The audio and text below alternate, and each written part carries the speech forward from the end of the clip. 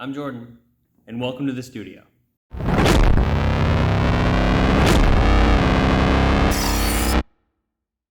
Welcome back, y'all, to another round of 700. We got a special edition one for you today. We're working the core. We're working the abdominals. So we're gonna do total body. We're getting some legs, we're getting some arms, but we're going to emphasize the core. So everything is gonna be built around the core this time. Really push yourself. Let's get right into it. All right, first off, we got front squats. So normally when we do squats, we just have our arms out, or we can have our arms down to the sides or hands up, however you want to do it. But this time we're going to have a ball in front of us. We're going to use the wall ball in front of us. Now, having the ball in front of us is going to activate the core. It's going to make the core want to tighten. So therefore, we're killing two birds with one stone with this one. We're going to work the legs in the squats, and we're also going to activate the core, the abdominals. Going through this one, we're going to make sure that we keep the weight in the heels, hips, knees, toes in line, always keeping that core nice and tight. Dig through the heels as you stand, standing all the way up, and making sure that we are not arching the lower back. You want to keep that core tight. Again, keep that core tight to make sure we don't arch the lower back. Next up, we got negative push-ups. So this is just like a regular push-up, except reverse. So instead of pushing upwards, we're focusing on the time under tension it takes us to get to the floor. We're going backwards. So we're releasing ourselves super slow to the floor from a plank position, from the upwards part of a push-up position. We're gonna release ourselves to the floor super slow, all the way down, touch the floor, and then push back up. And we're going so slow that we're only going to do 5 of these. Think about 25 repetitions, right? Each exercise usually has 25 repetitions. So we're gonna do 5 reps of 5 seconds or longer. So count down 5, 4, 3, 2, 1, touch, and then push yourself back up. 5 of those, nice and slow, controlled. Keep the core tight. Squeeze the glutes to make sure that we keep that nice flat plank position. We don't want to arch the back. You can tuck your hips underneath, but really squeeze the glutes to hold that position solid and control down to the floor, nice and slow. We got double down lunges using the ab mat as we've used in the other videos. Again, if you're interested in these and you don't have one, links down in the description, check them out. Moving on, we got double down lunges. So we're gonna put both knees on the floor in the lunge. So you're gonna step 1 foot back, always stepping back into the lunges. Step 1 foot back over the ab mat, put the knee on the floor. Then we're going to bring the other foot that is in front back onto the mat as well. Stepping with the first foot you stepped back with, you're gonna step forward, stepping up into a lunge position, and then you're going to bring the back foot all the way up to a full standing position. So the way we're gonna do this is always leading with the same foot the entire time for that side. So what we're gonna do is we're gonna go right, left, down, then we're gonna go right, left, up. We never wanna do the same leg twice. So right, left, right, left, right, left, right, left, and so on. So we're gonna lead with the same side the entire time through all 12 repetitions, going down and coming back up. That is right, left, going down, right, left, coming back up, and so on. And then when we switch to the left, it would be left, right, going down, then left, right, coming back up. We never want to do the same foot twice in a row. A good way to check in if you have the proper form for a lunge is to always have a 90-degree angle in the front knee and a 90-degree angle in the back knee.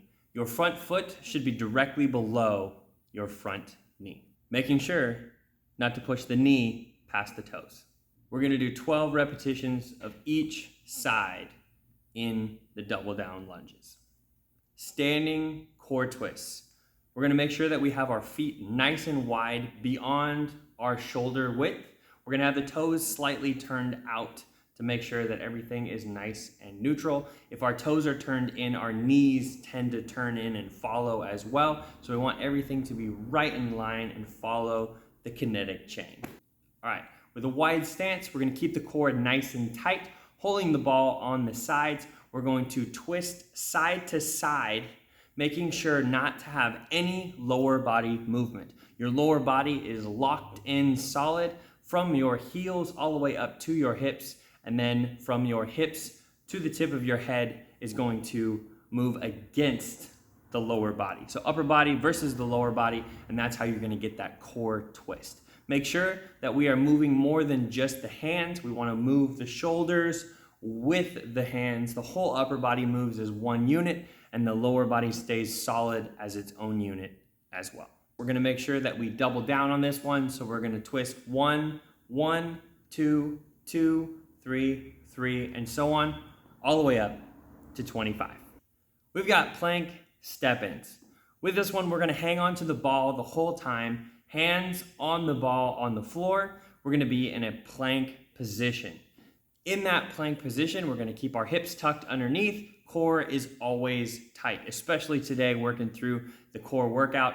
We're always gonna keep that core nice and tight to save the lower back. Tuck the hips underneath, and we're gonna step one foot forward followed by the other, and then we're gonna step back into that plank again. So you're stepping next to the ball, and then you're gonna step back into the plank.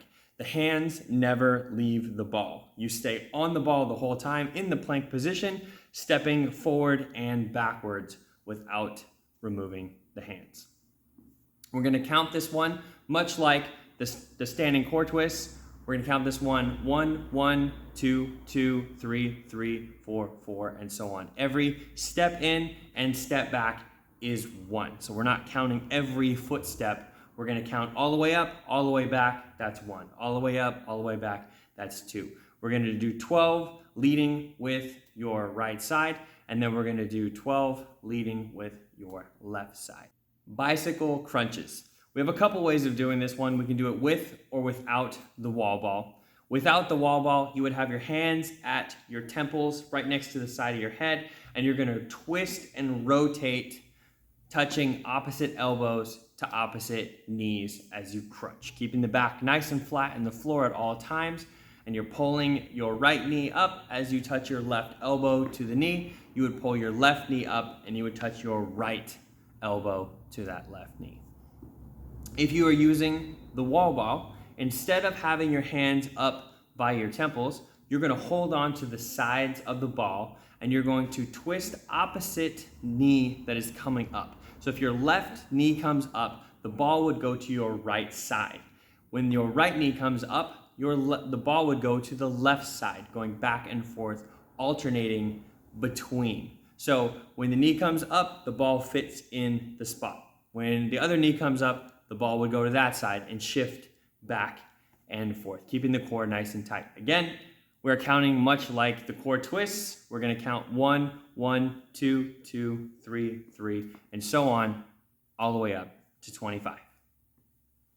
And last, but most definitely not least, we have negative sit-ups. So much like the negative push-ups, we are going nice and slow. We're only going to do, again, 5 of these guys, but we're gonna go so slow that we're gonna go more than 5 seconds on each one. Again, counting up to 25 total. So use the seconds instead of the repetitions. So the seconds are the repetitions. Go nice and slow and try to go 10 seconds on each time. So control all the way back as slow as you can and get every bit of time in that tension. Okay, so on this one, we want to make sure that our feet stay nice and flat, and keep your feet as close to your hips as possible. Keep them nice and close to your butt. Keep your feet planted the whole time. We're going to reach beyond the knees, and as you lower yourself back, think about going each and every little part of your back all the way down. Like thinking about each individual little piece of your spine touching the floor as it goes down. Okay, so as we go nice and slow, if you would like, you can hold the ball in front of you and use that kind of as a counterbalance and something to hold up as you slowly lower yourself down, and that will make it much more challenging.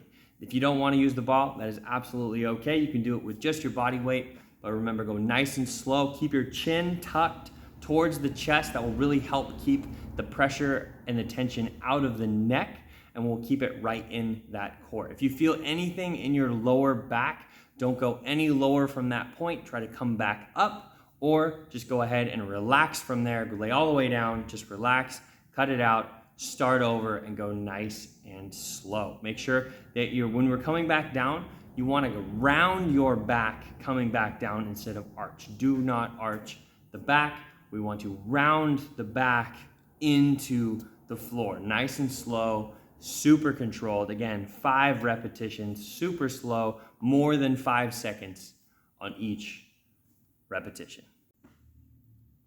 Thanks y'all for watching today. If you liked the video, smash that like button, smash the subscribe button, and hit that little notification bell so you're always first in line for the latest videos, the latest workouts. Keep moving forward. Don't give up. I love y'all, and I'll see you on the next one.